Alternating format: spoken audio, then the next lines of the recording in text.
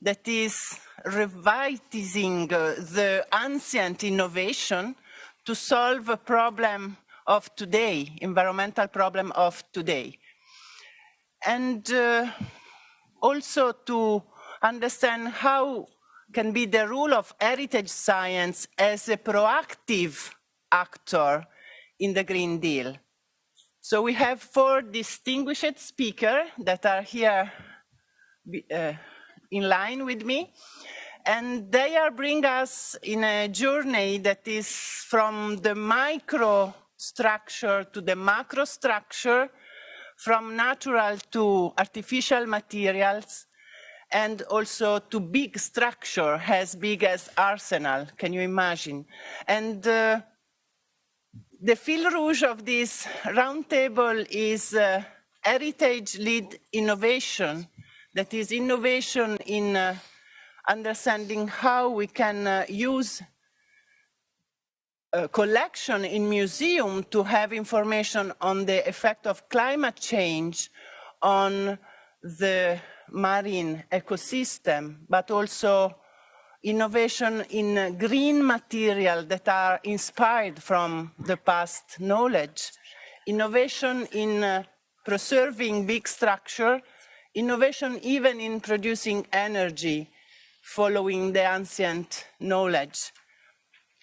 And from my point of view as a moderator, I would like to give my small send to this discussion. I am a researcher on heritage material science, and in this specific field of heritage science, we have example on how study ancient technology can bring an innovation and impact on new solution.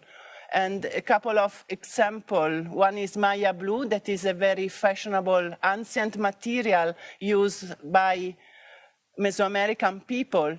And it was something that we now call host-guest material, where dyes with exceptional optical properties, but very bad stability can be improved in terms of stability by intercalation in clay, palygorskite. So these materials are now, or these composites are now used also for other type of application, for new innovation. Another example, always in the field of pigments, is Egyptian blue. Is one of the first synthetic pigment discovered or invented by humans, and it has an exceptional emission in the near infrared, so exceptional that is used by us to recognize it with a modified camera, but is now studied by researchers in other fields. So this is an example of cross-spilling of our research in other fields as a production of energy, solar energy, but also has a sensor for diagnosis in health. So these materials that have these wonderful properties are green by design, of course, because they were developed and invented in the past, so at a low temperature with the easy to find materials, so they are green by design, and we discover through the century or through the thousands of years that they have exceptional property in terms of stability, for example. Another very famous example is the one of concrete, Roman concrete, that as a matter of fact is an exceptional material for a green, sustainable building activity. So without further delay, I would like to start this session. And the first speaker is Emma Cantisani from the Institute of Heritage Science in Florence. I am particularly honored to present her because I am leading this institute in Italy. And so this is the first time we have this opportunity. So I'm very happy also for this. And Emma is a geologist, is expert on ancient technology for building material, and she's going to speak about mortar. So please, Emma, the floor is yours. Thank you so much, Costanza, for the presentation. Good morning. In this talk, I'm going to describe our approach in the study of ancient material, particularly in the study of ancient mortar, not only for archaeometric and conservative purposes, but also as inspiration for a new generation of durable and sustainable materials. Ancient mortar are complex materials in terms of composition and microstructure. They are obtained from local available raw materials, mixed and applied following traditional technique, and they are characteristics and peculiar of countries and culturally. They are used in Europe from antiquity until today with different role. They have a structural function when using to joint bricks and mortar in the structural elements of the masonry. They've also a protective role when used as render and plasters, and the mortar are used also for the preparation, decorative elements for the architecture in Europe.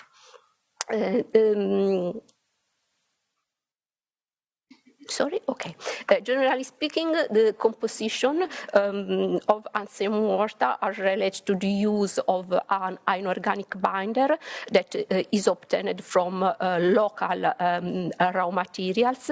The inorganic binder is mixed with aggregate and with additives that can be organic and inorganic. And in the last years, a great interest was devoted to the study of the air lime and hydraulic lime. Air limes are obtained burning pure limestone at relatively low temperature, and they are able to set hard in air, capturing and reducing the CO2.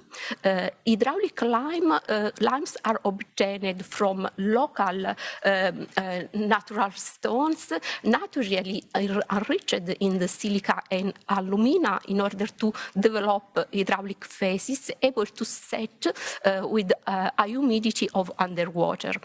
From ancient time, the addition of materials, artificial materials such as crushed ceramics, named also Pourquoi-Pas, and volcanic materials named from also ancient writers such as Vitruvius or Plinius the Elder, Pozzolana. The addition of this material confers to lime hydraulic propriety, high hydraulicity, good mechanical resistance, and allowed this material to arrive until now with good condition of conservation. And the great interest to lime and natural hydraulic mortar as due to the fact that they have lower carbon and energy footprint. They can have intrinsic self-healing propriety and must be based on the use of recycled material, as in the case of the bricks. And in the last years, as suggested also by Costanza, there are a lot of study, for example, into Roman concrete, in order to use them also instead of cement, not only for restoration, but also for the setting of new materials. In our institution, we perform an holistic approach across conventional boundary.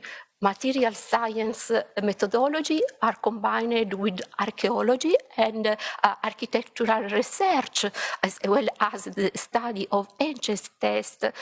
We use them for understanding the behavior of this composite material that well worked in terms of durability, for example, with respect to the different climatic environments, also against climate change or any catastrophic event.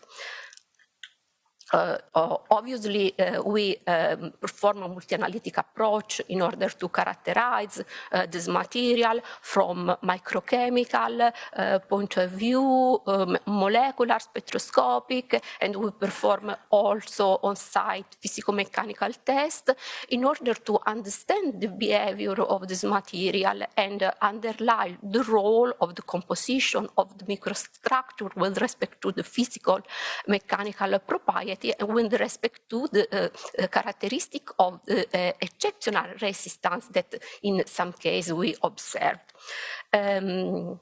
Briefly, I show you in my experience 3 examples of mortar that well worked in terms of resistance and mechanical propriety. The first one is the case of a mortar of 2 kind of mortar used in Roman bridge. This is the Augusto Bridge, dated 27 BC, built by Romans to cross the Nera River in the center of Italy. As a consequence of an earthquake in 2000 December, we have the possibility to analyze the static condition of the pillar, and we observe that the mortar put in the core of the walls were applied with a typical layering with different kind of the mortar, and 2 of them were very interesting for us. The first one was obtained with the typical recipe of the Roman concrete, the addition of pozzolana to lime in order to obtain calcium, aluminium, silicate hydrate, able to set, as demonstrated in more recent papers, also in the time. But the second one was a very strange mortar obtained using a local raw materials, a limestone that naturally contains small fragment of silica. This small fragment of silica react with the lime in order to obtain calcium silicate hydrate that were able to confer to the mortar an hydraulic index similar to this of Portland cement. And for this case study, we have the possibility to highlight the ability of Romans to create new material with good performance and able to arrive until today, even through the passing of centuries and subject to earthquakes and floods.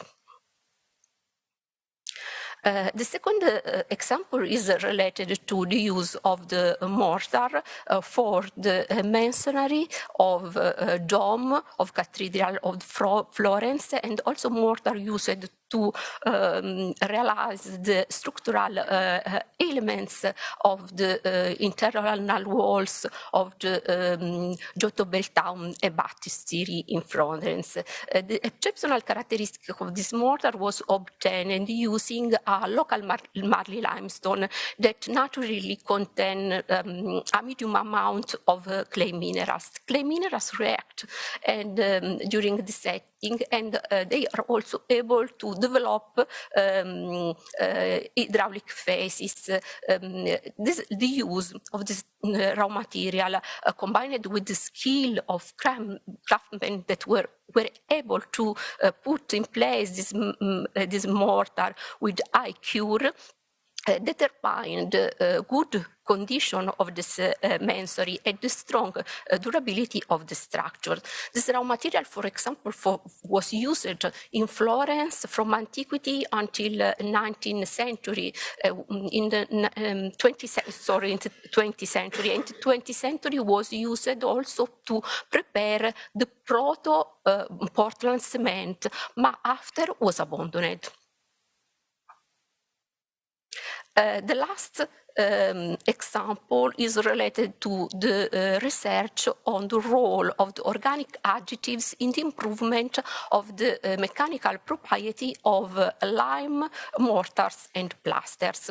An increasing interest in this topic is demonstrated by a number of the papers that in the last 5 years has been dedicated to this subject. And even if the use of the organic additives date back Roman and Greek period, period, we don't have precise information about the amount of the additive to be added, about the how to mix with the lime, how to install them, and we perform an integrated examination of archaeological data, literature sources, archaeometric results, in order to identify the type of the ingredients and the method of mixing. In such way, we can propose the optimization of this recipe and also add innovation in the application of these additives. Finally, an example, because we the possibility of the study ancients repair mortar, obtaining mixing organic additives to lime in archaeological site of Hierapolis di Phrygia in Turkey. This is an archaeological site dated from Roman to Byzantine period that was struck by many disastrous earthquakes and was subject to extreme environmental condition because is near a thermal spring, is characterized by extreme climatic variation.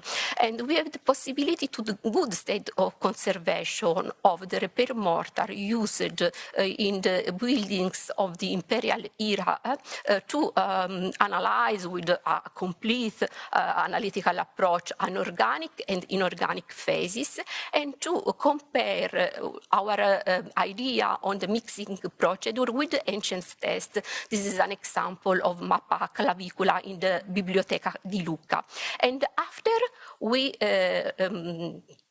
prepared this sample with the same ingredients and mixed with similar approach in order to have information about the role of these additives in the improvement of propriety of the ancient materials.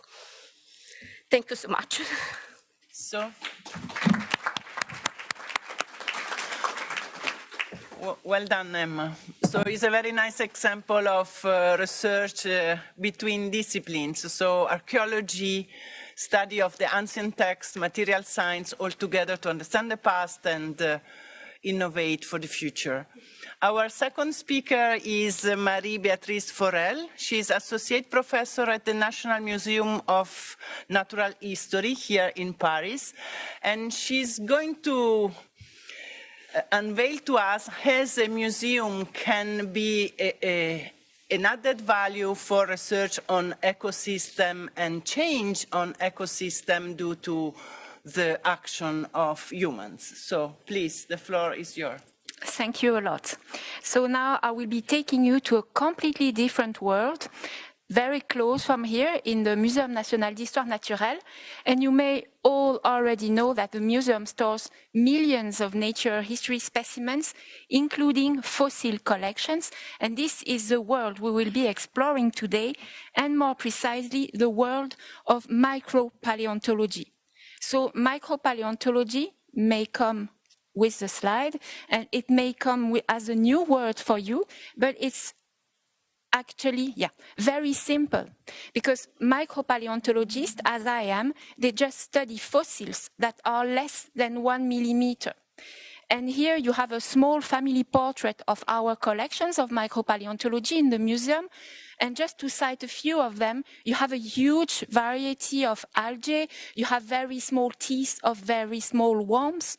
But today we will be discussing these organisms here that are called foraminifera. And foraminifera, they are unicellular marine microorganisms that are extremely important to study the past of oceans. But before we go deeper in this discussion, I think it's very important that you feel this notion of size issue in our collection. And this should be done with this photo where you have a needle, and inside the hole of the needle, there is one foraminifera.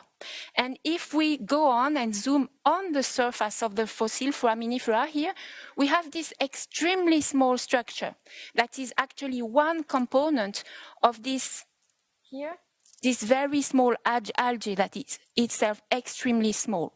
So this is the first component of our collection, and beside these extracted specimens, we also store a huge amount of sands. They can be recent sands, they can be fossil sands. And out of these sands, actually, it's really literally generations of micropaleontologists that have been picking one by one, extracting all these microorganisms we just saw. So we will also be discussing sands here. But again, before we go further, there is one thing to keep in mind, is that we are talking about sand, but it's a very generic word. And in French, we say it's a tree that hides the forest, because inside the sand, it's a lot of realities.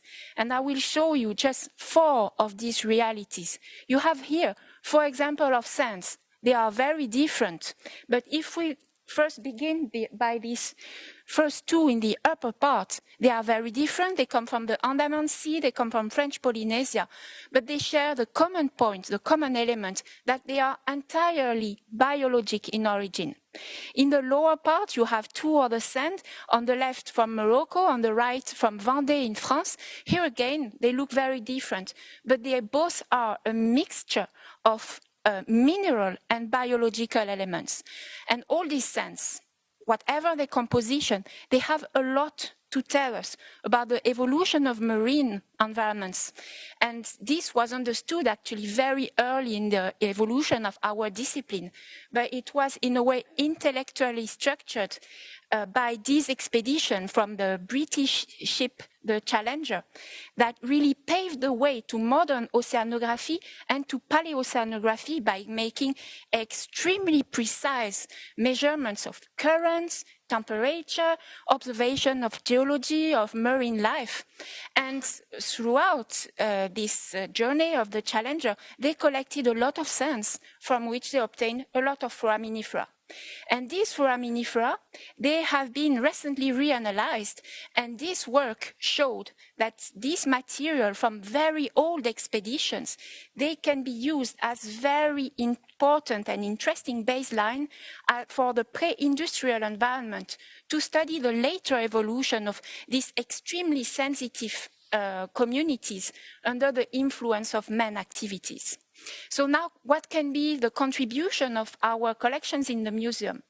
To understand this, we have just to take a step back and think about the way our collections were built.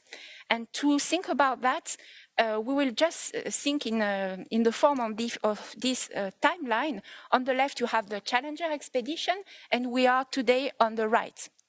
And here are our sand collection, at least the sand I managed to identify. And each star represents either one sand or a small collection of sands. And the first very important characteristic is this star here on the left that shows that we have, it is actually a very massive collection of sands that is much older than the Challenger expedition. The other point is that you see all these stars through time. They actually open temporal and geographical windows on the evolution of this marine environment and on how they cope to human activities through time. Now, if you want to understand the different colors I used for the stars, the red stars, they are fully scientific expeditions. The blue star, they are everything else you can imagine, from preachermen to Navy, French Navy. They collected a lot of sands that are in our collections. We have also commercial trips. We have also tourism trips and fisheries, for instance. So we will finish by discussing a little more of this boat, the Pourquoi-Pas. Maybe you heard about the expeditions of the Pourquoi-Pas, or perhaps of her commandant, the Commandant Jean-Baptiste Charcot. So we don't have much time to discuss who was the Commandant Jean-Baptiste Charcot, but he was nicknamed the Polar Gentleman. And at the very beginning of the 20th century, he really felt the need to bring back France into the rush to poles. And this led to his very first wintering in Antarctica on board Le Français on the left, from 1903 to 1905, and later in the 20s until the shipwreck of the Pourquoi-Pas in 1936, to the exploration of Greenland and more generally of the northern Atlantic Ocean. And during all these expeditions, the Commandant Charcot and all his scientific friends on board, they collected a lot of nature history material, including sands. And on these two maps of Antarctica on the right and Northern Atlantic on the left, I plotted all these sands. These sands, we have them in the museum. And here you have some images of them. We have sands. We also have foraminifera, isolated foraminifera that are contained in all these extremely small glass tubes.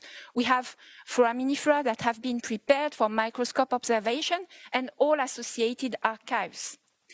But the future of this collection exists. It's not stuck in marble. And this is just to show you how beautiful the foraminifera are when they are seen on the microscope.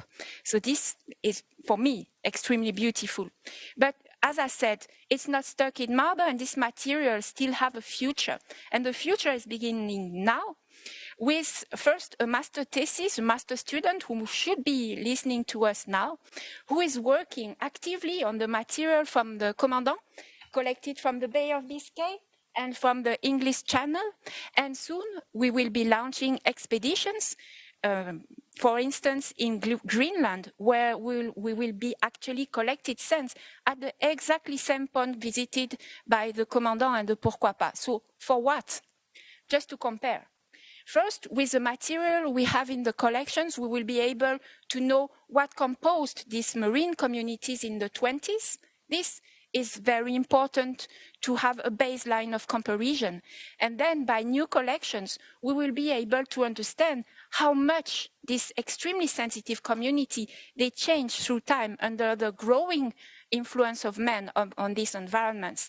And we will be able to feel this very important notion of resilience of the marine communities and these environments and these ecosystems.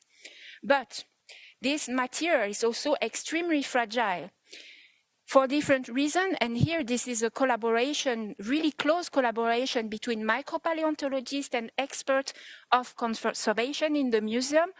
This material is sensitive first because isolated foraminifera, they are very sensitive to the pollution of the storage and to the way they are stored. And on the right, you have this example of altered foraminifera in our collections, and this is a topic of a PhD student who is also listening to us to try to understand what happened and what can we do for that. The second point is that the collection of the Commandant Charcot itself is also subject to degradation because of the way, for instance, with this photo, the foraminifera, they were prepared for observation at the microscope. And here you have some example of the alterations are found in this collection. So this material is extremely important in terms of science, extremely important in terms of history, but until now it was unknown. It was never shown to anyone. And we feel that we need to show it, to protect it. And I hope this is what I did today. Thank you.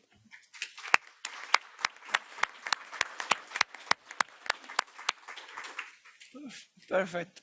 Very interesting. It's also interesting to see natural heritage that is not so much seen at this conference till now, and is something where heritage science should go.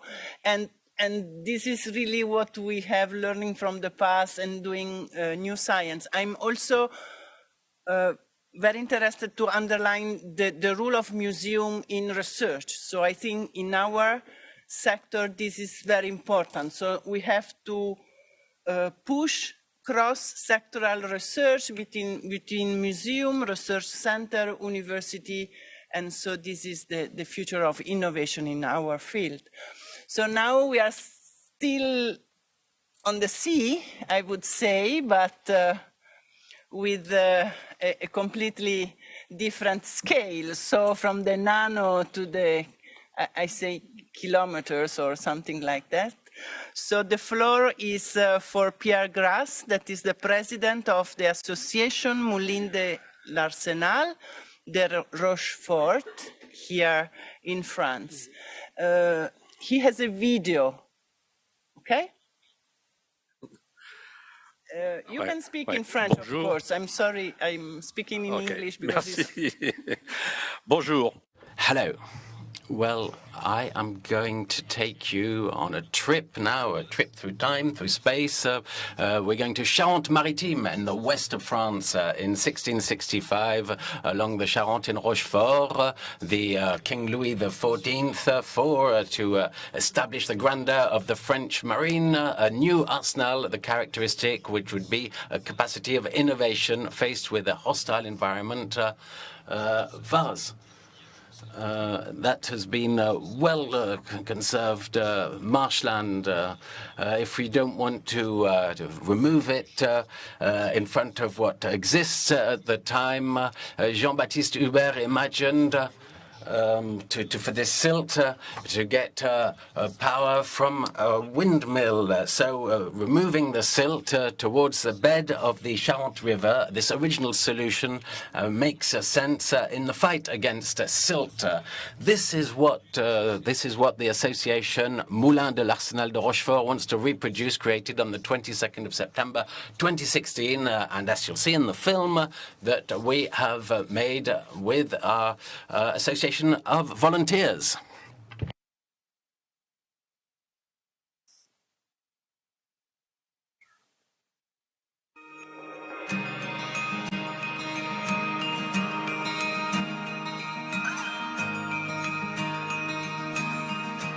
Après le pari fou de la reconstruction de la frégate l'Hermione à Rochefort par l'association Hermione-Lafayette, c'est un nouveau défi qui est lancé par l'association du Moulin de l'Arsenal en 2016. Un objectif, la reconstruction du moulin Hubert, ancien moulin à draguer du 19e siècle installé sur les berges de Charente. Le moulin Hubert est complètement intégré à l'histoire de l'Arsenal de Rochefort, qui a un problème dans toute son histoire, c'est la lutte contre la vase. La vase, c'est un peu curieux de le dire comme ça, mais c'est le fondement de l'histoire maritime de Rochefort. Comment se dépatouiller de cette matière molle qui s'insinue partout, qui est bien plus compliquée à gérer qu'une falaise de granit. Ah, c'est dur le granit, mais une fois que c'est fait, ça revient plus, alors que la vase revient toujours. Et Jean-Baptiste Hubert, il fait partie des premières promotions des ingénieurs de Polytechnique qu'on vient de créer, et lui, il a un savoir théorique assez important. Et comme tout le monde, il va regarder le problème majeur de Rochefort, qui est l'envasement. Et il va modéliser un certain nombre de choses, faire des calculs et proposer une solution très originale pour empêcher la vase de se déposer. Et pas seulement pour enlever la vase qui s'est déposée. Le moulin, en fait, c'est un moteur, c'est la source d'énergie. Ce qui est intéressant, c'est la machine qui va brancher sur son moteur. Et il branche donc une espèce de petit bateau racleur qui enlève la vase, tiré par des câbles dans un sens ou dans l'autre, qui remet la vase dans le courant, et puis il branche d'autres machines après sur son moulin avant. Avant son idée de moulin et de bateau racleur, pour enlever cette vase, on utilisait une espèce de grande pelle en bois qu'on mettait dans le fond là, et puis il fallait tirer, il fallait une énergie considérable, c'était des troupeaux de bœufs, c'était un travail incroyable, qui enlevait la vase, qui la remettait dans le courant. C'était long, c'était cher, c'était compliqué. Bref, la solution de Jean-Baptiste Hubert, elle a assez vite convaincu les états-majors. Aujourd'hui, le problème de la vase, il est le même que du temps de Colbert ou de Jean-Baptiste Hubert. La vase, c'est la constante. Alors aujourd'hui, on a des machines à draguer très élaborées. C'est pas tellement un problème technique aujourd'hui, c'est un problème financier. C'est que ça coûte cher de faire venir une drague. Alors il y a plusieurs techniques, mais en gros, on l'aspire et puis on la remet au loin. C'est-à-dire qu'on la remet pas dans le courant devant comme on faisait du temps de Hubert, on la met plus loin, mais elle revient quand même. Alors ce projet, il a différents atouts, ce projet de reconstruction. D'abord, un atout économique. Il est sûr que lorsque l'on veut enlever la vase qui est devant la forme de radoub, il se pose des questions parce qu'il faut voir quelle est la disponibilité de la drague, le temps qu'elle va mettre pour enlever cette vase, et puis il y a un coût. Et le coût, c'est 150 000 €. Il faut faire d'ailleurs la même chose si on revient quelques temps après, c'est-à-dire puisqu'entre-temps, la vase a pu se déposer, donc il y a vraiment un coût économique certain. De tout temps, le dépôt de vase a gêné le fonctionnement des bateaux-portes. Le moulin et son bateau racleur associé l'empêcheraient de se déposer quotidiennement. La frégate Hermione, par exemple, pourrait ainsi sortir beaucoup plus souvent et facilement de sa forme de radoub. Il y a aussi un coût écologique, puisque on utilise le vent comme énergie pour obtenir une certaine énergie, et cette énergie donc sera utilisable pour fournir l'électricité. Mais en plus, l'autre avantage écologique, c'est qu'actuellement, lorsqu'on fait le dévasage en grande quantité, eh bien, il y a une certaine perturbation qui est dans l'écosystème de la Charente. Alors que lorsqu'on empêche la vase de se déposer lors des marées descendantes, eh bien, il n'y aura aucune perturbation dans l'écosystème de la Charente. Donc, avantage, un intérêt écologique. Et donc là, il y a quelque chose de permanent qui ouvre vraiment des perspectives, y compris dans l'utilisation aujourd'hui de la double forme de radeau, puisque la forme amont, elle est occupée par l'acroma, mais la forme aval, il y a plusieurs projets qui sont en cours, qui peut-être auraient besoin d'un accès comme on en avait besoin en 1806. Et puis l'autre intérêt, c'est l'intérêt touristique, bien sûr, puisque l'arsenal de Rochefort, c'est quand même un lieu de visite, et qu'entre la corderie et les formes de radoub, il y aura un point central qui serait le moulin, et un moulin qui tourne, donc ça veut dire que dans l'arsenal, il y a une activité permanente. C'est-à-dire que toute la journée, le moulin tournera, le bateau racleur lors des marées descendantes fonctionnera, donc on peut penser que ces choses-là permettront d'attirer le tourisme. Le moulin, il ne peut pas exister tout seul, il ne s'est jamais pensé comme un machin posé là tout seul. Il existe comme une attraction supplémentaire au parc Arsenal. Donc tous les gens, c'est-à-dire toutes les collectivités et tous les acteurs qui sont impliqués dans cette réflexion doivent trouver leur intérêt à avoir cette réplique posée quelque part dans l'arsenal. Et ça, on est en train d'y travailler. Le grand défi maintenant, c'est de trouver le financement. Bon, nous pensons quand même que notre projet est innovant. Il est quand même très particulier. À notre connaissance, il est unique au monde. Et comme me disent les responsables de la Fédération des moulins de France, une construction d'un moulin à vent au XXIe siècle, ça sera une grande première parce que pour l'instant, il n'y a pas de projet de ce genre. En avril 2021, le projet entre dans une phase concrète avec la signature entre notre association et le groupement Asselin du devis pour les études du permis de construire. Bon, ça c'est le plus facile. La recherche de financement reste une priorité pour la poursuite du projet et c'est dans cette optique qu'une subvention européenne leader a été lancée, tout en profitant déjà du soutien financier de nos adhérents, du département et de la communauté d'agglomération Rochefort-Océan. L'agglomération Rochefort-Océan soutient le projet du moulin Hubert à plusieurs titres. Tout d'abord parce qu'on veut savoir si la faisabilité technique est envisageable dans ce beau site patrimonial qui est le grand site de France, puisque notre territoire est labellisé grand site de France. Il y a un volet touristique et économique non négligeable également, parce que ce projet peut apporter de l'économie au territoire. Et enfin, de pouvoir draguer la Charente avec ce système ingénieux de manière naturelle, respectueux de l'environnement, c'est une bonne chose. En novembre 2021, l'architecte du groupement Asselin nous présente sa vision du projet, avec un retour sans ambiguïté à une signature visuelle rigoureusement conforme au moulin d'origine en bois, répondant ainsi aux vœux de notre association et de nos élus. Le moulin Hubert faisait partie du patrimoine de Rochefort. Et en lui redonnant vie, on redonne vie à un patrimoine que j'appelle un patrimoine écologique, parce qu'il répond aux défis du changement climatique. Il utilise des ressources naturelles, en l'occurrence ici le vent, pour répondre à une énergie qui est justement décarbonée et qui répond à l'objectif de désenvasement du Radoub. Et en plus, il va préserver l'écosystème de la Charente. Nous avons ici une illustration parfaite de ce que l'homme peut trouver dans le passé, en savoir-faire ancien, pour construire un présent, et en plus avec des matériaux qui sont tout à fait contemporains. Donc pour toutes ces raisons, personnellement, je soutiens ce projet qui me semble écologique et surtout responsable.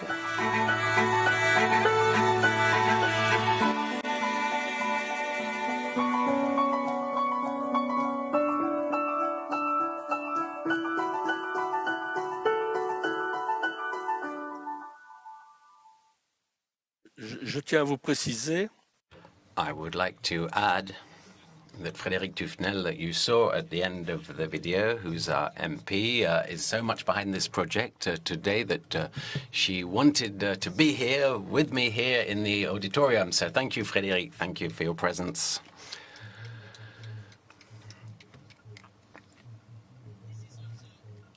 Tangible heritage. So because we are preserving and introducing again as a new system, something we learned from the past as a methodology, as a technology.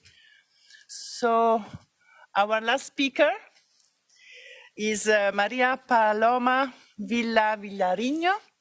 She's an architect, a PhD architect, and she's also associated to the Association of Conservation of Mills. So another example of green energy production starting from our understanding of past technology. And the association is in Spain. So please, Maria, the floor is yours. 10 minutes. Okay. Bonjour à tous. Hello, everyone. First and foremost, I would like to thank thank you for having invited me here to share our knowledge and in this venue, the Bibliothèque Nationale, which carries major cultural values, of course. So what I am presenting, it's the respect of the cultural value of watermills. The topic is the reuse, the heritage compatibility assessment for the energetic reuse of watermills. In the presentation, first I'll talk about our objectives.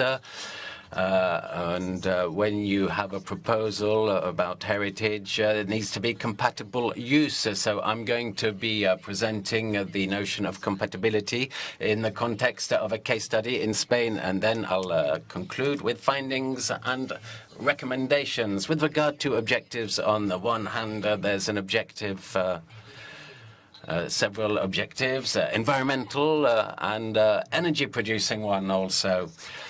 Because the water mills can enable to increase the production of renewable energy, as was underlined by it's a community, European community project, who said that in Europe there could be over 350,000 sites, historical sites of water mills which could produce electricity. But what I say is that it can also be an opportunity, indeed, for the restoration of preserving and conserving water mills, because there are a great number in Spain which are abandoned, which we're losing our heritage. Yes, they are disappearing gradually. So we need to have compatible use. That is to say, it needs to respect cultural significance of a place. So the questions put, what types are compatible with these water mills? Does energy reuse retain cultural significance? How many water mills are compatible? And does the energy reuse promote the conservation of water mill heritage?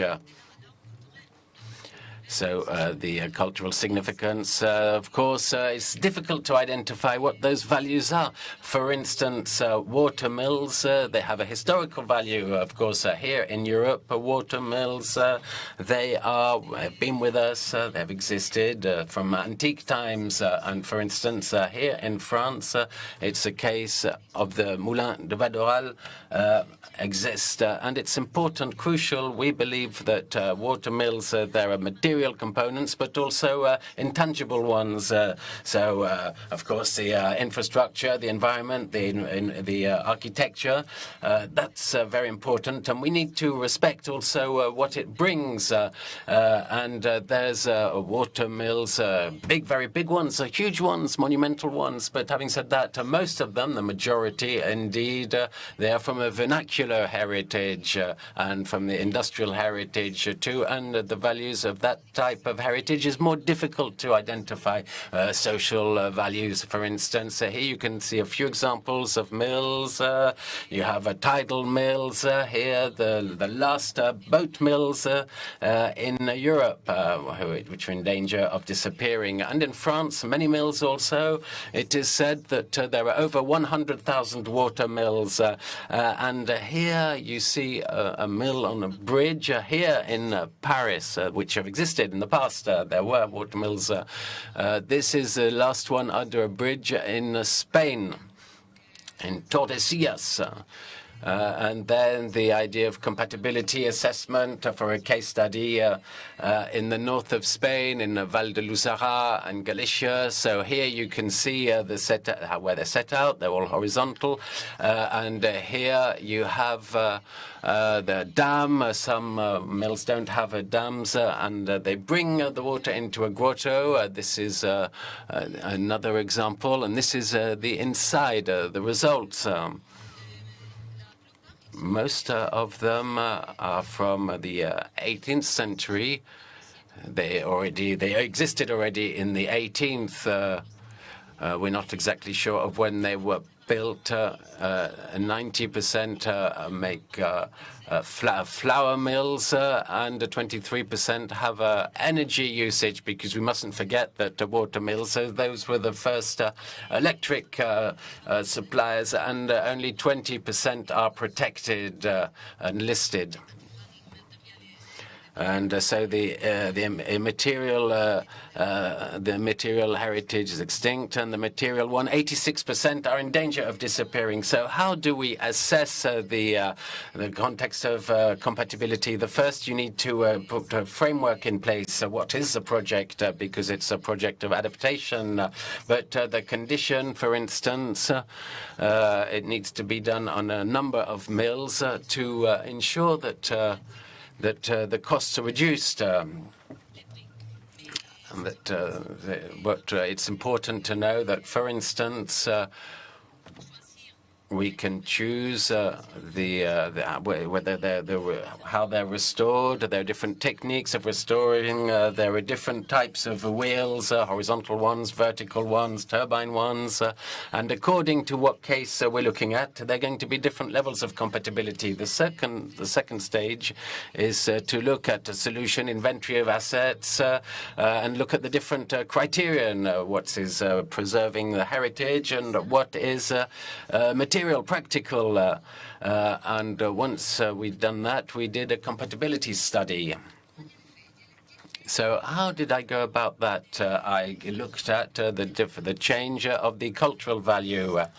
For that, I use a system of assessment with different variables, indicators. The initial values we look at, and with those indicators, I could quantify what the global value was. And then there's initial scenario, a baseline scenario, and then there's a final scenario, which when the project is finished and you can assess it. And I made the comparison. I obtained the values which are going to either decrease or increase with regard to compatibility degrees. For instance, this is a case of a mill which is incompatible.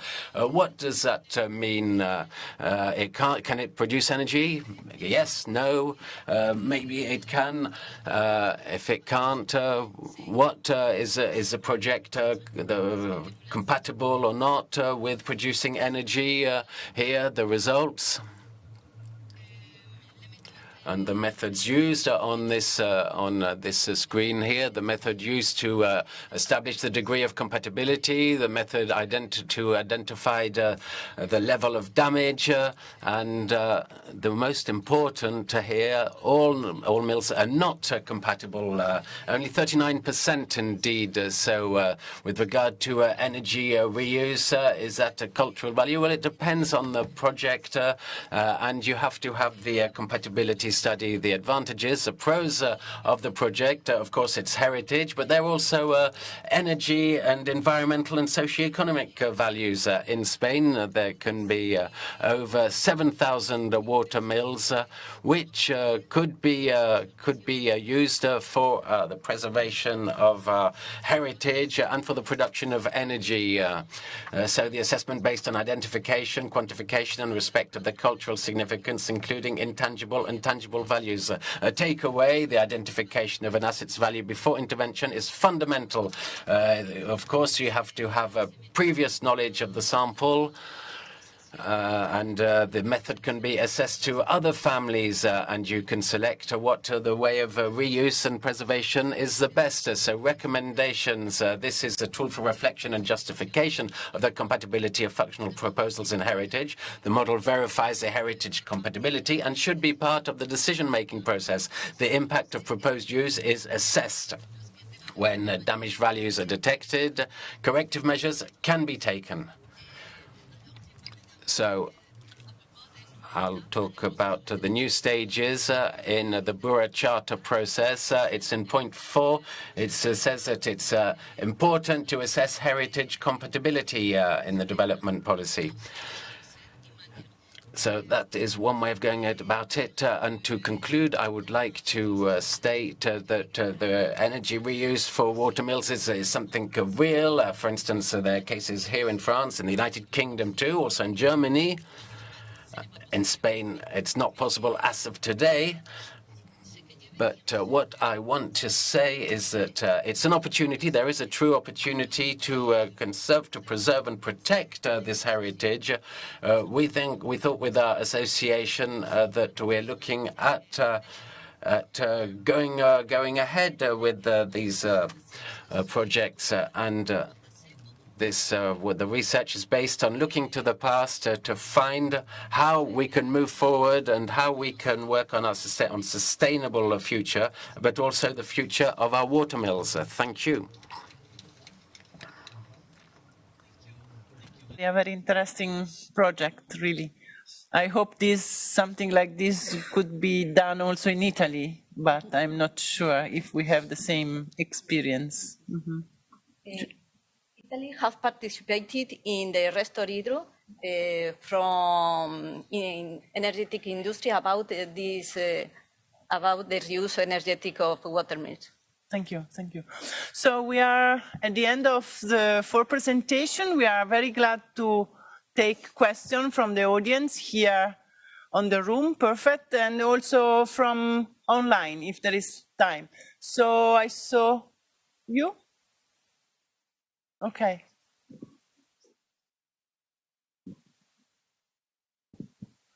I think we have 2 first, on the first line, 4th line, and then on the other side.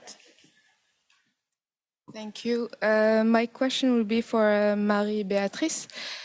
It was very, very impressive, and also because I'm not at all familiar with the theme, but I was wondering, do you have any perspective to use your comparative results in order to enforce conservation policies, for example? I can see that you're at the beginning of this comparative research, but do you project any use of the results to enforce those policies? Yeah, so first it's to me very important that you notice that it's really the beginning of the project. So as I said, I'm a micropaleontologist, but I work on much deeper time than this. This to me is recent material. So what my aim here is first to handle this material to people who have expertise, to really study it in the good way with modern material, modern technologies. But then these people will, I hope, go in the direction you mentioned. I hope it will be like this, yes. But for the moment, it's a field that is completely open to discussion and to policy possibilities.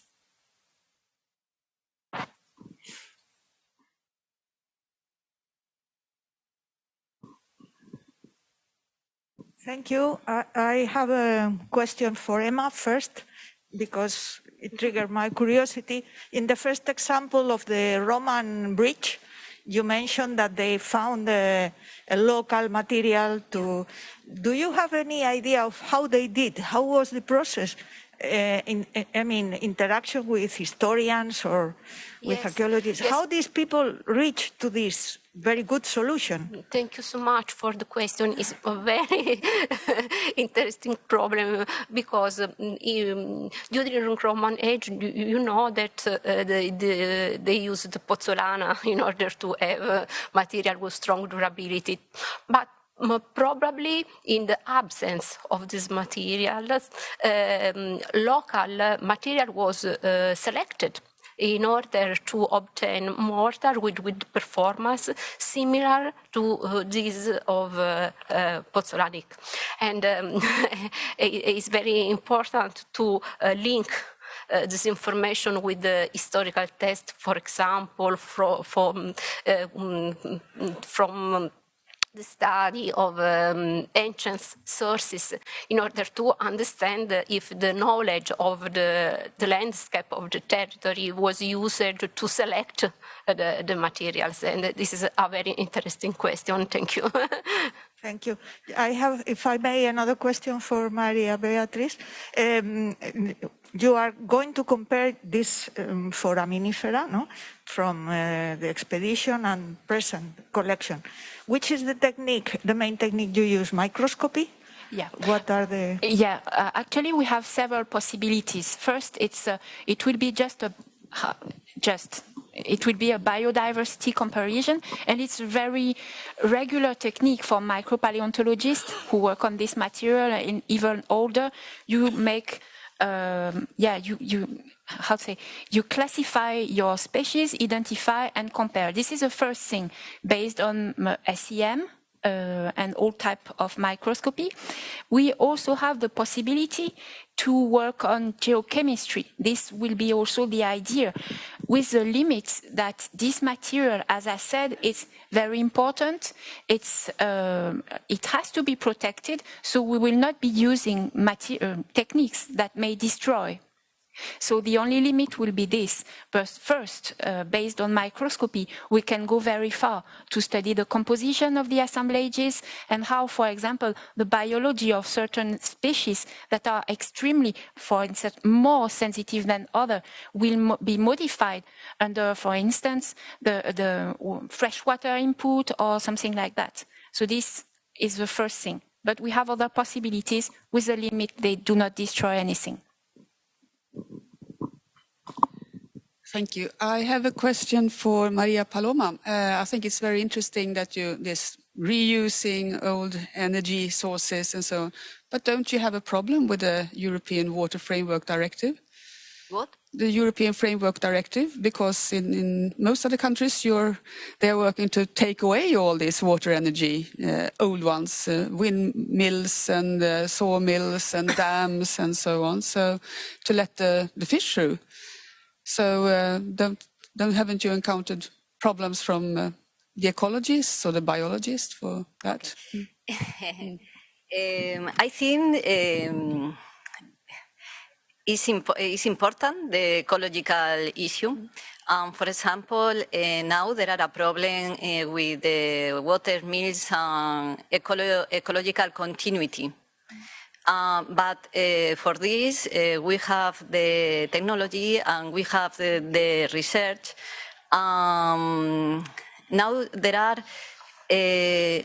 new systems to permit the ecological continuity. For example, the fish passages.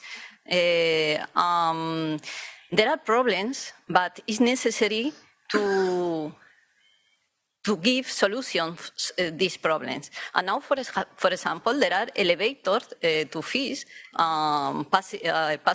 fish passages system. So I think there are problems, but we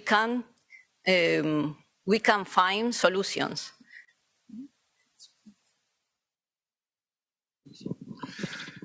I also have a question for you, and it links to your question. You only looked at the energy win from water mills. What we in Holland have is that we also look at the water system of those mills, because for instance, if you have heavy rainfall or a period of drought, you can use the dams and the canals that feed the water mills to store water or to manage the water getting out of an area. Do you use it in Spain as well? Because you also have to do with droughts and everything. And what you say, the ecological activity, we have done studies in Holland on how it affects the fish and most of the watermill systems going back to medieval times, and fish could pass through them without any problem. So if you really restore the system, you can have also an ecological as well as a water benefit. It's really important to difference between huge central hydraulic and the water mills. Water mills is smaller, so the impact is smaller. So, for example, when the water mill moves the water, it's good for the fish because there are more oxygen, for example. So, and it's a resource, but the water mill use the water. Finally, the water come back to the river. So it's renewable. So it's different. It's totally different to huge central hydraulic. It's more ecological. You have to think that water mills has been using for 2,000 years. So I think we can do better the things because now we have more experience and we have more values about ecological, for example, ecological ideas. So we can find solutions, I think.